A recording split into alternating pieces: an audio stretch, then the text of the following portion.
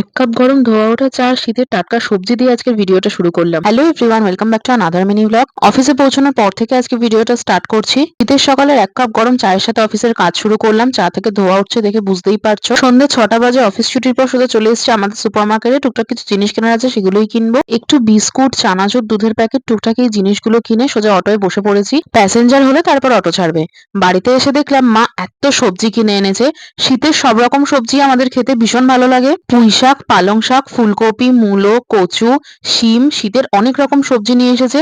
আর সব থেকে আশ্চর্যের বিষয়, সবজিগুলো নাকি সবকটা মা 100 টাকায় পেয়েছে। মাত্র 100 টাকায় এত কিছু নিয়ে এসছে। রাতের ডিনার নিয়ে বসে পড়েছে। এখানে রয়েছে গরম ধোয়া ওঠা ভাত, তার সাথে লাউ শাক পোস্ত। শীতের বিভিন্ন রকম সবজি দিয়ে লাউ শাকটা বানানো হয়েছে। তার সাথে ছিল সর্ষে বাটা দিয়ে ভোলা মাছ, যেটাতে একটু টমেটোও দেওয়া হয়েছে। বড় ভোলা মাছের থেকে এই পোয়া ভোলাগুলো খেতে কিন্তু বেশি ভালো লাগে। আমি রাতে ডিনার সারি, তোমরা ততক্ষণে চ্যানেলটা সাবস্ক্রাইব করে দাও। ভিডিও ভালো লাগলে লাইক করে দিও। দেখা হচ্ছে নেক্সট ব্লগে।